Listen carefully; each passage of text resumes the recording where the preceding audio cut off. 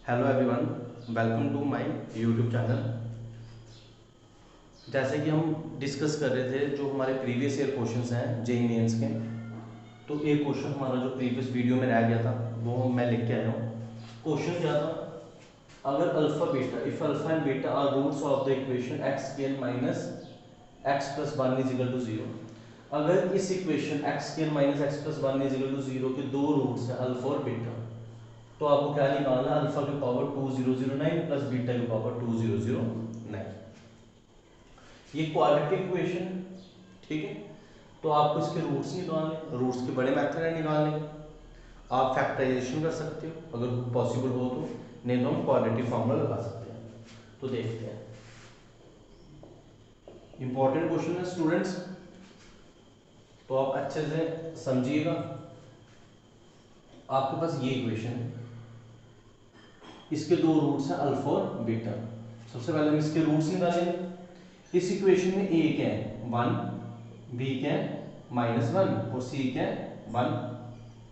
Okay, तो जो इसके रूट्स हैं एक्स वो क्या होगा -b plus minus b square minus 4ac upon twice है क्वाड्रेटिक फॉर्मूला, -b माइनस और -1 प्लस माइनस बी स्क्र -1 का square 4ac 1 into 1 upon 2 into 1 कितना आ गया 1 प्लस माइनस 1 माइनस 4 अपॉन 2, ये कितना आ गया 1 प्लस माइनस माइनस ऑफ 3 का अंडर रूट 2, और ये कितना आ गया x is equal to 1 plus minus root 3 iota upon 2।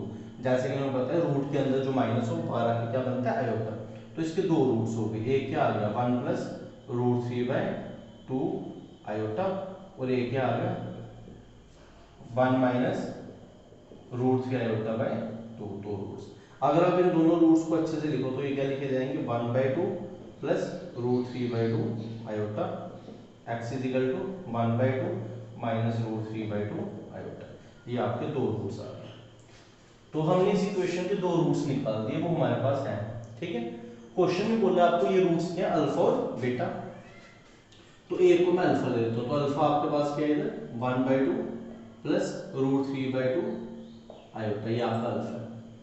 और एक आपके पास क्या बीटा, बीटा मैंने क्या कंसीडर कर दिया 1/2 माइनस रूट 3/2 आयोटा।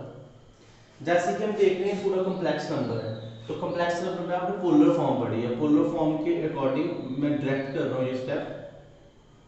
हमने पढ़ा ना कॉम्प्लेक्स नंबर पे, हमने कॉम्प्लेक्स नंबर में क्या पढ़ा है r into cos theta plus iota sine theta, ये हमने क्या पढ़ी है पोलर फॉर्म। किसी भी कॉम्प्लेक्स नंबर को हम cos theta plus iota sin theta की फॉर्म में लिख सकते हैं, और उसका क्या होता है मॉडुलस, ठीक है। तो देखते हैं हम इस फॉर्म में इस क्वेश्चन को कैसे लिखेंगे, cos theta plus iota sin theta.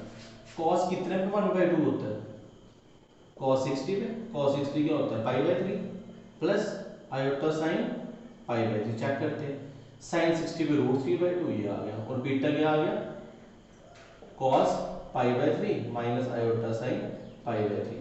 तो जो ये अल्फा और बीटा था इसको हमने इस कॉम्प्लेक्स नंबर की फॉर्म में रिप्रेजेंट कर दिया, ठीक है। आई होप अभी तक तो स्टेप बिल्कुल इजी है। अब देखते हैं, अब इन्होंने बोला इसकी पावर 2009 कर लो, तो नाउ अल्फा की पावर 2009 निकालते हैं क्या है, ठीक है। तो ये कितना आ गया cos π/3 प्लस आयोटा sin π/3 की होल पावर 2009, ये आ गया। अभी कंसेप्ट इधर एक चीज और लग रही है क्या, cos theta plus iota sin theta की होल पावर n, तो ये फॉर्मूला होता है cos n theta plus iota sin n theta. ये जो पावर n है ये इस एंगल के साथ क्या हो जाता है मल्टीप्लाई, और इस थ्योरम को क्या बोलते हैं डी मॉर्बियस थ्योरम,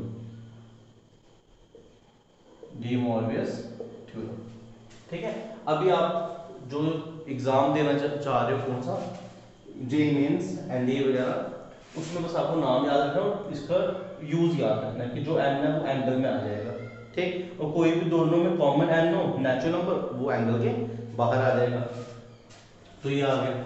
अभी एन है तो इसको मैं क्या लिख सकता हूँ cos 2009 π/3 प्लस आयोटा sin 2009 π/3, ये हमने क्या लगा दिया डी मॉर्गन्स कि जो एम है वो एंगल में आ गया, एम क्या था 209 एंगल में आ गया। सिमिलरली जो बीटा 2009 है, जब आप इसकी 2009 करोगे तो वो भी एंगल में आ जाएगा। वो कितना आ जाएगा cos 2009 pi by 3 minus iota sine 2009 pi by 3। या अल्फा भी आ गया, बीटा भी आ गया। अब आपने इन दोनों को क्या करना है, प्लस करना है। अब इन दोनों को ऐड करो, देयरफॉर अल्फा 2009 प्लस बीटा 2009। जब इन दोनों को ऐड करेंगे माइनस और प्लस क्या हो गया, कैंसिल। ये दोनों सेम है तो क्या आ गया, ट्वाइस cos 2009 पाई बाय।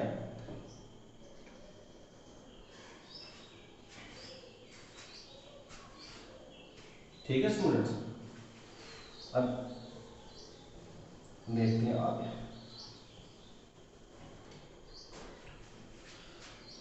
ये आ गया। अब इसको हम सॉल्व कैसे करेंगे,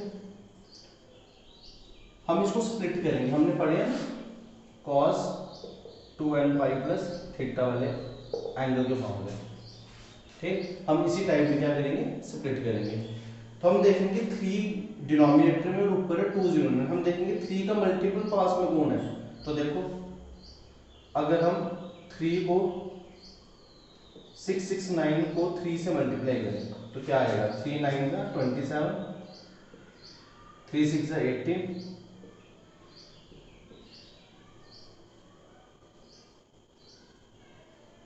या 3 6 6 6 7 से करें तो क्या आएगा, 1 2 89 20 2 89 20।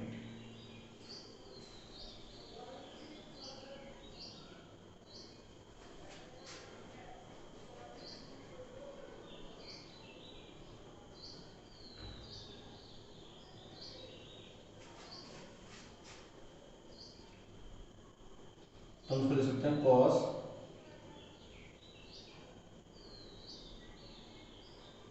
डिवाइड कर लो 2009 3 कितना आएगा, 3 6 18 20 3 6 18 29 3 9 27 2। ठीक है, तो ये कितना आ जाएगा 669 pi plus 2 pi by 3। Check कर लेते हैं। 3669 का कितना आएगा आपका 2007, उसके अंदर 2। ठीक है, हम ऐसे स्प्लिट करेंगे, डिनोमिनेटर का मल्टीपल ऊपर बना देंगे। अब देखो क्या ये 2 का मल्टीपल है, ये 2 का मल्टीपल नहीं है, तो मैं इसको 2 का मल्टीपल कैसे बनाऊंगा, मैं इसको 668 पाई लिखूंगा, एक पाई निकाल दूंगा, उस पाई को आगे पहुंचा दूंगा, पाई प्लस 2 पाई बाय 3। ठीक है, अब आ गया ना 2 का मल्टीपल, तो अब मैं फॉर्मूला लगाऊंगा कौन सा, cos 2n pi plus theta is equal to cos theta. तो ये कितना आ जाएगा, ट्वाइस cos, इसको मैं 2n पाई मानूंगा, इसको क्या मानूंगा मैं, थीटा। तो ये कितना आ जाएगा, cos थीटा। ठीक है, अब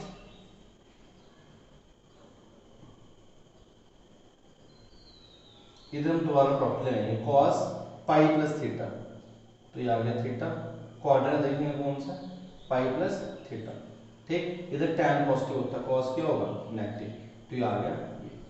फिर हम फर्दर इसको आगे प्रोसेस करेंगे, कितना आ जाएगा, -2 cos,